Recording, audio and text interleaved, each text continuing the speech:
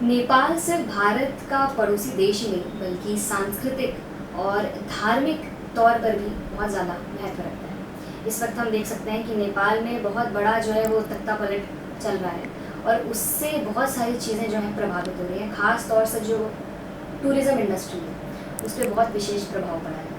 तो नेपाली टूरिस्ट जो यहाँ बनारस आते हैं और यहाँ की टूरिज़्म इंडस्ट्री पे क्या इसका असर है, किस तरीके से प्रभाव डाल रहा है, इसी विषय पर आज बातचीत करने के लिए हम मौजूद हैं स्पिरिचुअल टूर एजेंसी के मालिक संतोष सिंह सर के साथ। नमस्कार सर। नमस्ते मैम। सर ये बताइए कि ये जो अभी हाल ही में नेपाल का जो चल रहा है तो इस पर आप क्या सोचते हैं, इस पर आपकी क्या राय है, पर आप ये बताइए।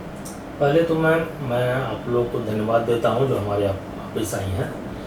और भारत और नेपाल का रोटी बेटी का संबंध है। जी सर। ठीक है, कल्चरल संबंध है और दोनों के कल्चरल सब सेम है।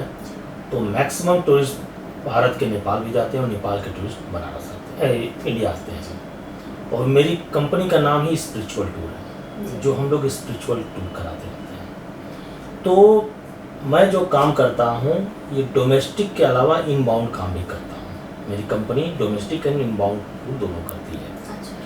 अब आप आते हैं डोमेस्टिक टूर पे, तो जितने भी टूरिस्ट स्पेशली आपके महाराष्ट्र, बेंगलोर, इनके जो टूरिस्ट आते हैं वो इंडिया विथ नेपाल करते हैं। अच्छा। मीन्स इधर के सेक्टर मीन्स वाराणसी, प्रयाग, अयोध्या, ये 3 करके फिर नेपाल जाते हैं। नेपाल में क्या होता है, पशुपतिनाथ करते ही करते हैं। इसके अलावा लुम्बिनी जाते हैं चूँकि रास्ते में पड़ता है, फिर चितवन, पोखरा, इतना उनका रहता है। ये तो हो गया इंडियन के लिए। और फॉरेनर के लिए जो होता है इनका कल्चरल टूर चलता है। कल्चरल टूर का मीन्स होता है दिल्ली, जयपुर, आगरा, झांसी, खजुराहो, बनारस, और फिर वाराणसी के बाद निकल जाते हैं नेपाल। तो जब से ये त्रासदी हुआ है इससे टूरिज्म नॉट ओनली नेपाल का, इससे इंडिया को भी इफेक्ट पड़ेगा। अफेक्ट जैसे क्या होता है कि कोई भी टूरिस्ट अगर इंडियन टूरिस्ट अगर जाते हैं काशी विश्वनाथ तो सोचते हैं कि साथ में हमें पशुपतिनाथ का भी दर्शन हो जाए, क्योंकि फिर समय मिले या ना मिले। तो इसके कारण भी कई टूरिस्ट का दिक्कत हो रहा है। दूसरा, नेपाली टूरिस्ट भी यहाँ आते हैं और इस समय और भी दिक्कत है क्योंकि इसमें पितृपक्ष चल रहा है। और पितृपक्ष में नेपाल से लेके सब लोग यहाँ आते हैं, लेकिन इवन इंडियन भी जाते रहते हैं। तो इससे व्यवसाय पर बहुत अधिक असर पड़ने वाला है और अभी असर रहेगा भी जब तक नेपाल की स्थिति सही न हो जाए। इसके अलावा नेपाल में जब से होटल में आगजनी हुआ है इससे भी टूरिस्ट डरे हुए हैं, क्योंकि जितने भी 5 स्टार होटल हैं, हिल्टन हो या कोई हो, इंडियन टूरिस्ट या फॉरेनर टूरिस्ट से रुकते हैं, तो इससे भी डरे हुए हैं। अब फॉर एग्जांपल मैं बता रहा हूँ, आज ही मेरे टूरिस्ट आए हुए स्पेन के, जो आज बनारस में है, कल इनको जाना है काठमांडू, क्योंकि काठमांडू से उनकी मॉस्कट की फ़्लाइट है। अभी उनका प्लान मैंने कैंसिल कराया है और मैंने ये कहा कि आप दिल्ली में रुकिए, फिर से कैंसिल करके दिल्ली से ही मॉस्कट की फ़्लाइट। सर ये बताइए कि साउथ ईस्ट एशिया के जो लोग हैं वो लोग भी जो है वो ट्रैवल करते हैं, तो अब उनका क्या सीन है, उनको किस तरीके से इफेक्ट करेगी जो घटना है? मैम, सबसे अधिक दिक्कत उन्हीं को होगा, क्योंकि साउथ ईस्ट एशिया में आपका श्रीलंका, वियतनाम, कोरिया, थाईलैंड, ये लोग अक्टूबर टू मार्च ये बुद्धिस्ट पिलग्रिमेज करते हैं, जिनके लिए 4 जगह बहुत इम्पोर्टेंट है। पहला है लुम्बिनी, जहाँ बुद्धा पैदा हुए थे, बुद्धा जी, और लुम्बिनी है नेपाल में। दूसरा है कुशीनगर, जहाँ पर डेथ हुआ था। तीसरा है बोधगया, जहाँ ज्ञान की प्राप्ति हुई थी। 5वां है वाराणसी, जहाँ पर प्रीचिंग हुई थी। सर ये बताइए, साउथ ईस्ट एशिया का जो वहाँ के जो लोग हैं, तो अब ये जो नेपाल में घटना चल रही है इससे उनके ऊपर क्या प्रभाव पड़ रहा है, उनको कैसे इफेक्ट करेगा ये? सबसे अधिक effect south east Asian market को ही पड़ेगा, क्योंकि कोरोना के बाद अभी सही से नहीं चले थे और इस बार उम्मीद था सबसे अधिक टूरिस्ट आने वाले साउथ ईस्ट एशियन से, जिसमें से श्रीलंका, जिसको दम्बा दिवा टूर कहते हैं, वो पूरा टूर कराते हैं। दूसरा है आपका वियतनाम, कोरिया और इवन थाईलैंड, जहाँ से सबसे अधिक टूरिस्ट आते हैं, जिनको 4 जगह जाना इम्पोर्टेंट है। पहला है लुम्बिनी जो नेपाल में है, दूसरा है कुशीनगर, तीसरा और चौथा है बनारस। अब लुम्बिनी की वजह से वहाँ के जो एजेंट हैं हम लोग से पूछ रहे हैं कि अभी स्थिति क्या है, क्योंकि गवर्नमेंट से हम लोग को कोई ऐसा ऑर्डर अभी नहीं मिला है, क्या हम लोग अभी गेस्ट वहाँ सेफ रह पाएंगे कि नहीं रह पाएंगे, तो इसलिए अभी कैंसिलेशन स्टार्ट हुआ है। वहाँ के लोगों को भी काफ़ी ज़्यादा जो है, एक डेस्टिनेशन छूटेगा तो उसके चलते जो बाकी डेस्टिनेशन वो लोग कवर नहीं कर वो पाएंगे, नहीं करेंगे, तो ये ज़्यादा दिक्कत हो रही है। जबकि बॉर्डर से केवल 20 किलोमीटर ही है लुम्बिनी, लेकिन ये आगजनी में लुम्बिनी एयरपोर्ट को भी लोग जलाए। जेएनजी सपोर्ट हाँ, जेएनजी वाले लुम्बिनी एयरपोर्ट तक भी गए हैं, तो वहाँ भी नुकसान हुआ है। और जो नेपाल के टूरिस्ट हैं वो इंडिया भी आते हैं, क्योंकि बनारस से काठमांडू की डायरेक्ट फ्लाइट है, बुद्धा एयर की फ्लाइट, जो हफ्ते में 3 दिन चलती है। अच्छा। तो वहाँ की फ्लाइट से भी बहुत अधिक नेपाली आते हैं, जो बनारस, प्रयाग, अयोध्या ये सब करते हैं। तो इसमें भी अभी दिक्कत हो रही है। अच्छा, पिछले साल के अकॉर्डिंग जैसे आप बता सकते हैं कि पहले कितने आते थे और अब में कितनी आपको गिरावट देखने को मिल रही है इसकी? मैम सही में बताऊं तो 2023 से 2025 अप्रैल तक इतना टूरिस्ट कभी नहीं आए थे। अच्छा।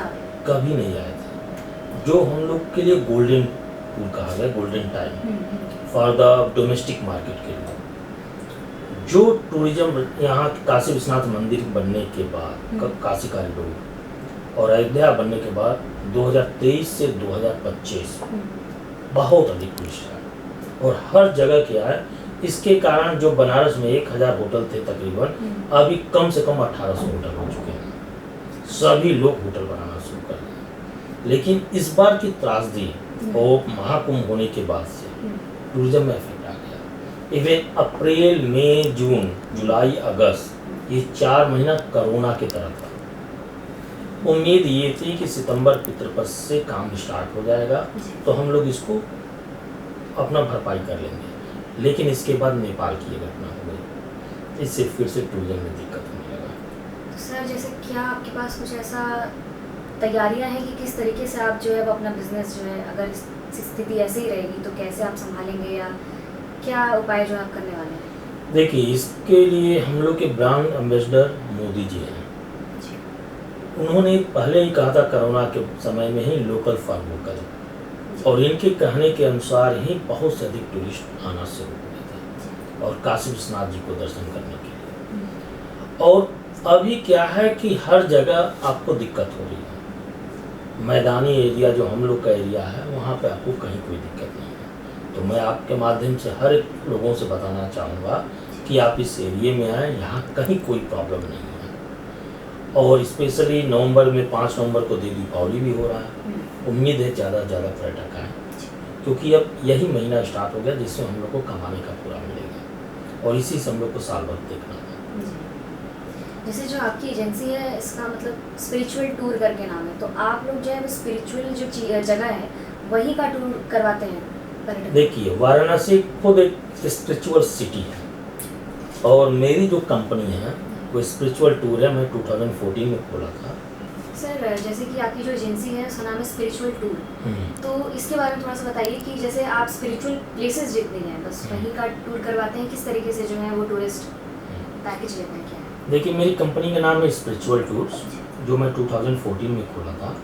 And Varanasi is the spiritual city. यहाँ पर हिंदुज़म भी है, बुद्धिज़्म भी है, जैनिज़्म भी है, and for the inbound tourist जो विदेशी पर्यटक आते हैं उनके लिए भी सबसे अच्छी जगह है वाराणसी। और मेरी कंपनी जो है पूरा यूपी, पूरा बिहार और पूरा झारखंड में कराते हैं। अब झारखंड में आपका वो कराते हैं, क्या नाम है, देवघर कराते हैं, ज्योतिर्लिंग है।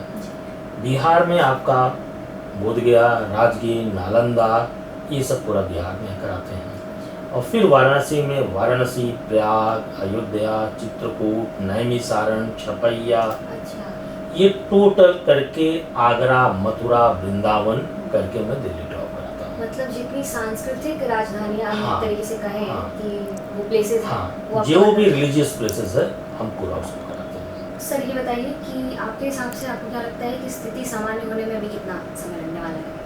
देखिए, हम लोग का स्थिति तो सही रहेगा, कोई दिक्कत नहीं है, लेकिन नेपाल की स्थिति भी कम से कम 1 साल लगेगा, कम से कम 1 साल लगेगा। और वाकई पूछे तो नेपाल का टूरिज्म बहुत अच्छा जा रहा था इस समय, क्योंकि अभी कैलाश मानसरोवर स्टार्ट हुआ था, तो बहुत से टूरिस्ट जा रहे थे। लेकिन नेपाल के लिए कम से कम 1 साल लगेगा ही लगेगा उसको सही स्थिति में आने के लिए। जब तक लोगों को भरोसा नहीं होगा तब तक वहाँ पर नहीं जाएंगे। हाँ, लेकिन ये जो है अपना उत्तर प्रदेश का बेल्ट, ये रहेगा पूरा, इसमें ज़्यादा फर्क नहीं पड़ेगा। लेकिन अभी भी टूरिस्ट डरे हुए हैं कि क्या स्थिति कहाँ पर क्या हो जा रहा है, तो अभी डर के ही रह रहे हैं। लेकिन यहाँ की स्थिति सही हो जाएगी।